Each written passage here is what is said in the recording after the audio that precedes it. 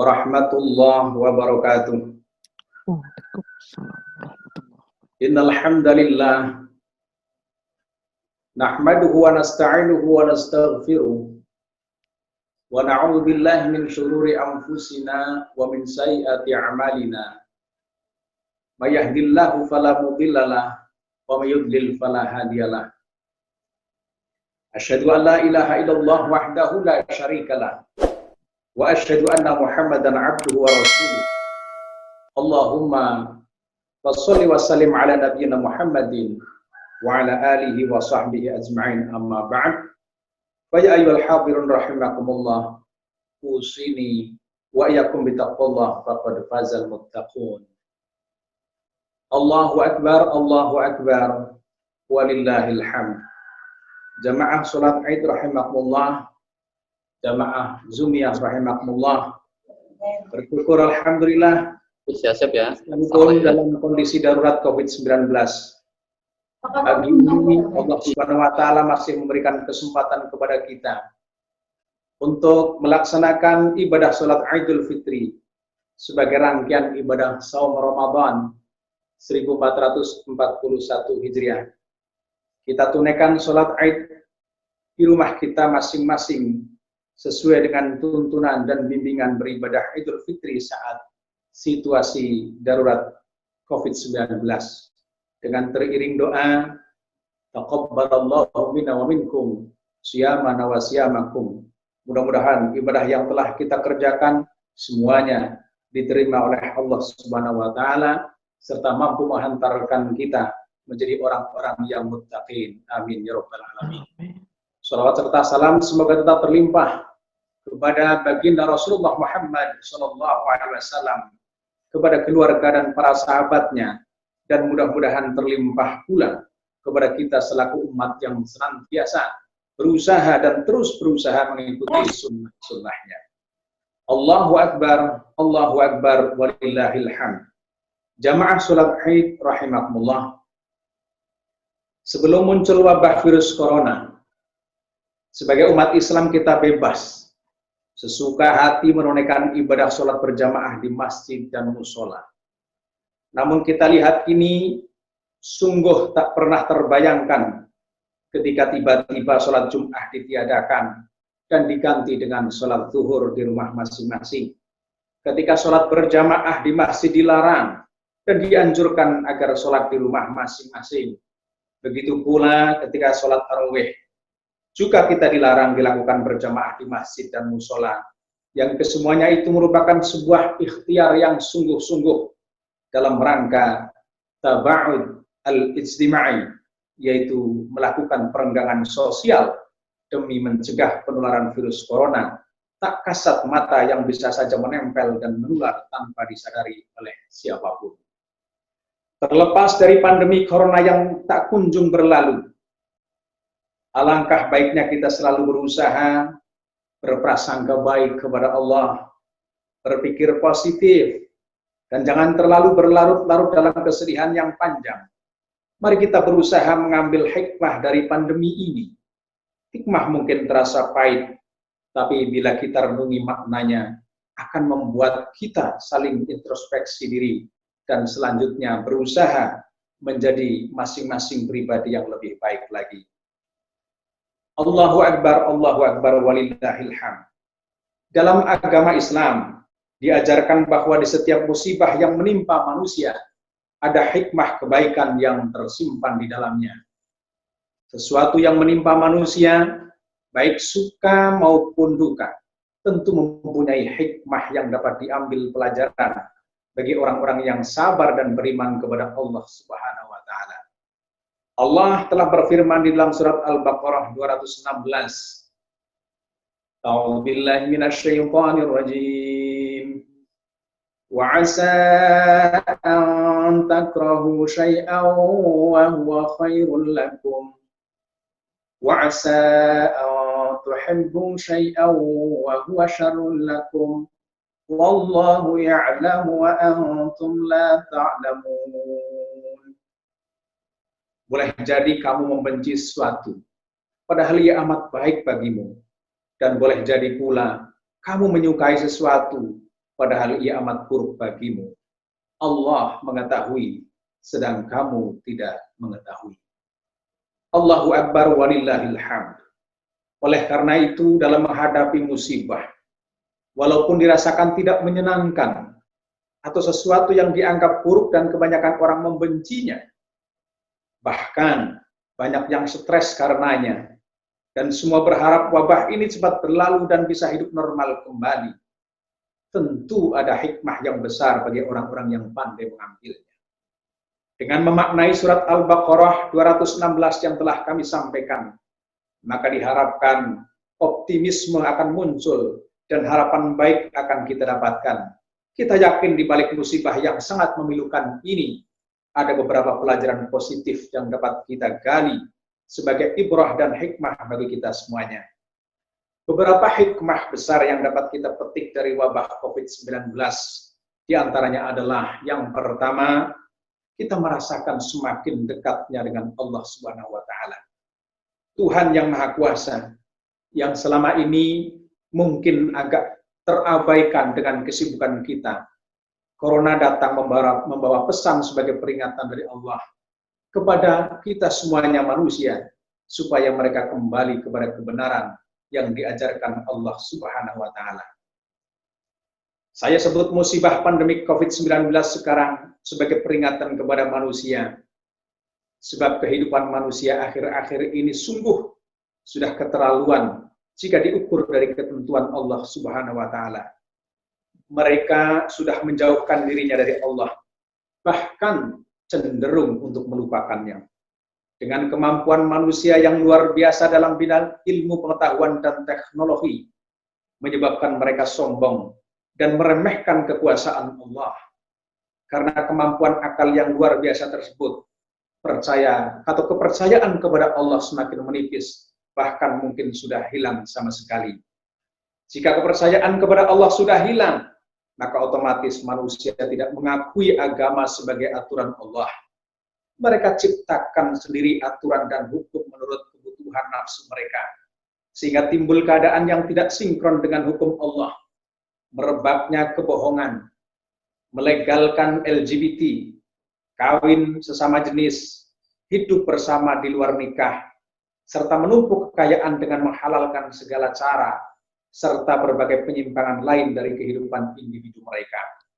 Tetapi dengan munculnya wabah corona ini, semua menjadi kalang kabut. Kesombongan yang mereka banggakan dalam kekuasaan politik, kekuasaan ekonomi, kekuatan ilmu pengetahuan, hampir tidak berdaya. Tidak ada satu kekuasaan pun yang bisa menahan sakit dan kematian. Tidak ada satupun kekuatan ekonomi yang bisa bertahan. Bisnis yang dibanggakan menjadi lumpuh. Banyak saudagar bangkrut, banyak pabrik yang gulung tikar, pengangguran di mana-mana. Begitupun ilmu pengetahuan tidak berdaya karena sampai hari ini belum ditemukan obat maupun vaksinnya, sehingga tingkat kematian masih tetap tinggi. Dalam keadaan seperti ini, seharusnya manusia menyadari kelemahan dan kembali kepada Allah Subhanahu wa Ta'ala. Allah telah berfirman di dalam surat As-Sajdah ayat 21, "Walanudhiqannahum minal 'adzabil adna dunal 'adzabil akbar la'allahum yarji'un." Dan kami bersumpah akan merasakan kepada mereka sebagian azab yang dekat sebelum azab yang lebih besar. Mudah-mudahan mereka kembali. Allahu Akbar walillahil hamd. Hikmah yang kedua, hendaknya manusia semakin menyadari hakikat kehidupan di dunia ini. Harus meyakini bahwa hidup ini sementara dan akan pulang ke negeri akhirat. Dengan banyaknya korban meninggal, hendaknya menjadi pelajaran bahwa hidup ini Allah yang menentukan. Sebagaimana manusia hidup ke dunia atas kehendak dan ketentuan Allah, begitu pula kematian atas kehendak dan ketentuan Allah. Atas kehendak Allah manusia lahir ke dunia, dan atas kehendak Allah pula kita akan kembali kepadanya. Hanya kapan dan di mana kita mengakhiri hidup kita ada dalam takdir Allah Subhanahu wa Ta'ala. Allah berfirman di dalam surat Luqman ayat 34, "Wa ma tadri nafsum madza taksibu ghadan, wa ma tadri nafsum bi ayyi ardin tamut, innallaha alimun khabir." Dan tiada seorang pun yang dapat mengetahui dengan pasti apa yang akan diusahakannya besok, dan tiada seorang pun yang dapat mengetahui di bumi mana dia akan mati. Sesungguhnya Allah Maha mengetahui lagi Maha mengenal. Allahu Akbar walillahil hamd. Hikmah ketiga, hendaknya manusia semakin punya kepedulian sosial yang tinggi, memperhatikan sanak saudara, handai tolan dan tetangga. Jika ada yang kekurangan, kita bantu semampu kita. Dengan banyaknya orang kehilangan mata pencaharian, otomatis makin banyak orang yang kesusahan untuk makan. Dengan memberi pertolongan pada tetangga yang kesulitan, maka makin sempurnalah keimanan kita kepada Allah Subhanahu wa taala. Sebab tidak beriman seseorang jika dirinya kenyang tetapi tetangganya tidak bisa tidur karena kelaparan. Murah hati adalah karakter orang-orang soleh terdahulu dan merupakan akhlak mulia yang terpuji. Dirahmati hidupnya, diberkahi hartanya, dan dimuliakan kedudukannya. Allahu Akbar walillahil hamd. Hadirin rahimakumullah. Selanjutnya hikmah yang keempat, yang terakhir, yang insya Allah kami akan sampaikan pada kesempatan khutbah pagi ini, yaitu ada di balik musibah ini ialah kedekatan hati dengan keluarga.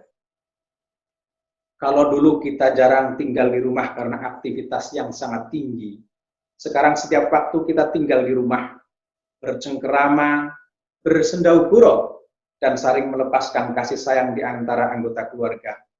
Momentum ini tentu dapat dijadikan salah satu upaya untuk lebih bisa mengakrabkan diri, lebih fokus melihat tumbuh kembang anak yang bisa jadi selama ini dilalaikan. Suami yang menjadi kepala keluarga dan sebelumnya mungkin tidak pernah terbesit menjadi imam sholat, kini dituntut untuk menjadi imam sholat bagi istri dan anak-anaknya di rumah.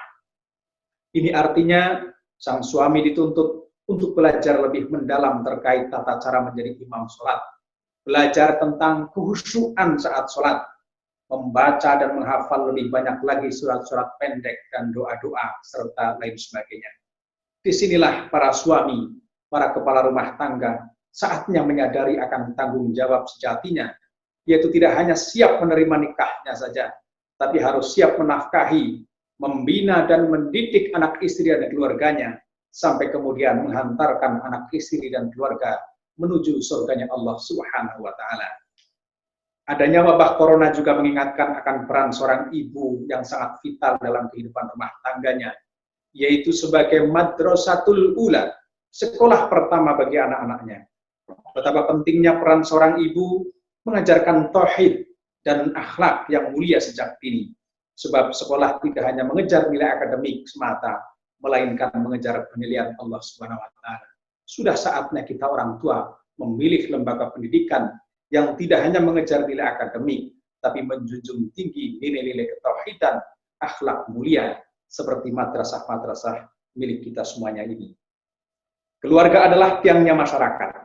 Jika keluarga buruk, maka masyarakat pun buruk. Membangun masyarakat dimulai dengan membangun keluarga. Kasih sayang dan pendidikan keluarga sangatlah penting. Banyaknya kejahatan dan penyimpangan dalam masyarakat disebabkan oleh keadaan keluarga kurang baik. Hubungan antar anggotanya tidak berdasarkan kasih sayang yang tulus, tetapi berdasarkan keuntungan nafsu duniawi. Maka dengan adanya kumpul bersama dan lebih intens, menimbulkan kedekatan antara orang tua dengan anak, secara psikologis akan menyebabkan pertumbuhan mental dan rohani anak yang baik. Sehingga penjagaan keluarga dari siksa api neraka, sebagaimana yang dikehendaki Allah akan terwujud. Ya ayyuhalladzina amanu, hu anfusakum wa ahlikum naro, waquduhan nas wal hijarah, 'alaiha malaikatun ghiladun syidad, la ya'sunallaha ma amarahum wa yaf'aluna ma yu'marun. Wahai orang-orang yang beriman, peliharalah dirimu dan keluargamu dari api neraka, yang bahan bakarnya adalah manusia dan batu. Penjaganya malaikat-malaikat yang kasar dan keras, dan tidak mendurhakai Allah terhadap apa yang diperintahkannya kepada mereka, dan selalu mengerjakan apa yang diperintahkan. Ini yang disebutkan dalam surat At-Tahrim ayat 6. Maka untuk menyikapi musibah ini, kita harus tetap tenang, waspada, ikuti protokol kesehatan dari para ahli, dan tidak berhenti Berdoa kepada Allah Subhanahu wa taala dengan doa yang tulus dan bertawakal dalam kesabaran. Allahu Akbar, walillahil hamd. Jamaah salat Id rahimakumullah. Mari kita bersama menyikapi kehadiran wabah COVID-19 sebagai ujian keimanan kita. Mudah-mudahan kita lulus, bahkan berhasil meraih pahala syahid, baik bagi yang wafat maupun yang selamat. Lalu kita hadapi juga dengan bersabar, bertawakal, dan banyak bertobat kepada Allah. Di antaranya dengan masing-masing memperbanyak beristighfar dan berupaya kembali ke jalan kehidupan yang diridhoi oleh Allah Subhanahu wa taala sesuai petunjuk Al-Qur'an dan As-Sunnah dalam seluruh aspek hidup dan kehidupan kita. Hadirin rahimakumullah, ada ungkapan bijak, penyakit itu seperti tamu. Ada saatnya dia datang dan ada saatnya dia pergi. Yang namanya tamu datang, pasti ada tujuan dan membawa barokah masing-masing. Kita berharap semoga tamu tak diundang bernama virus corona segera pulang, segera berlalu dari negeri tercinta ini, sehingga kita bisa beraktivitas, bisa beribadah normal seperti sedia kala. Amin ya rabbal alamin. Wallahu musta'an. Akhirnya marilah kita memanjatkan doa kehadirat Allah Subhanahu wa taala. Mudah-mudahan Allah mengabulkan doa kita semuanya. Allahumma sholli ala Muhammad wa ala ali Muhammad kama shallaita ala Ibrahim wa ala ali Ibrahim. Wa barik ala Muhammad wa ala ali Muhammad kama barakta ala Ibrahim wa ala ali Ibrahim fil alamin innaka Hamidum Majid. Alhamdulillahilladzi nashhadu annaka ya Allahul ahadus samad alladzi lam yalid wa lam yulad wa lam yakul lahu kufuwan ahad. Antaghfir lana innaka antal ghafurur rahim. Allahumma ighfir lil mu'minina wal mu'minat wal muslimina wal muslimat al ahya'i minhum wal amwat innaka sami'un qaribun mujibud da'wat ya qadhiyal hajat. Ya Allah, ja'alallahu lana wa iyyakum minal 'aidin wal faizin kulla 'amin wa annana bi khairin.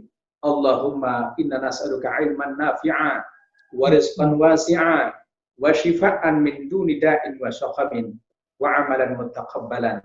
Allahumma inna na'udzubika min jahdil bala wa darkil saqa wa su'il qada wa syamatatil a'da.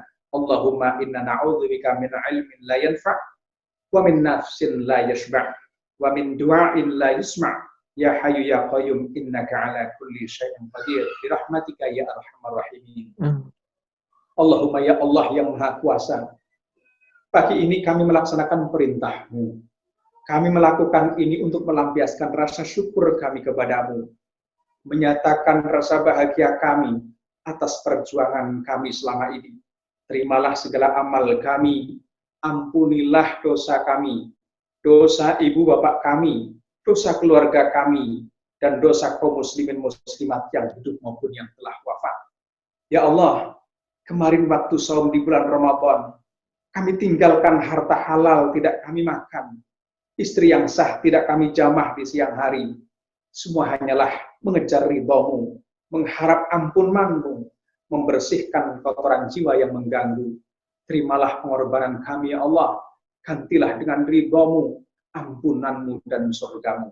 Ya Allah, Engkau yang Maha mengetahui, negeri kami dihuni oleh 90% umat Islam yang selalu mengagungkan asma-Mu, menjaga agama-Mu. Jangan timpakan kepada kami ujian dan musibah yang berat akibat kesalahan dan keserakahan para pemimpin kami. Ampunilah kami, hindarkanlah kami dari wabah virus corona dan segala penyakit yang berbahaya. Jadikanlah negeri kami negeri yang aman sentosa. Berilah penduduknya rezeki dari buah-buahan, terutama orang yang beriman kepadamu dan hari akhir. Ya Allah, hajat kami kepadamu begitu banyak. Hanya Engkaulah yang mengetahui seluruh hajat dan kebutuhan kami. Kami mohon kepadamu ya Karim, sepanjang hajat dan kebutuhan kami ini baik menurut-Mu dan memberi kemaslahatan dunia dan akhirat bagi kami, maka penuhilah hajat dan kebutuhan kami ini. Juga hajat kebutuhan istri kami, hajat kebutuhan anak-anak kami, orang tua kami, dan saudara-saudara sahabat kami. Allah, tiada tempat berharap bagi kami selain kepada-Mu. Tiada tempat bergantung bagi kami selain Engkaulah tempat kembali kami. Penuhilah seluruh harapan kami, kabulkanlah seluruh pinta dan keinginan kami. Sungguh Engkau tidak pernah mengingkari janji-janjimu. Rabbana atina fid dunya hasanah wa fil akhirati hasanah wa qina adzabannar. Ya Allah ya Aziz ya Ghaffar ya Rabbal alamin. Subhana rabbika rabbil izzati amma yasifun wa salamun alal mursalin walhamdulillahi rabbil alamin. Assalamualaikum warahmatullahi wabarakatuh. Waalaikumsalam.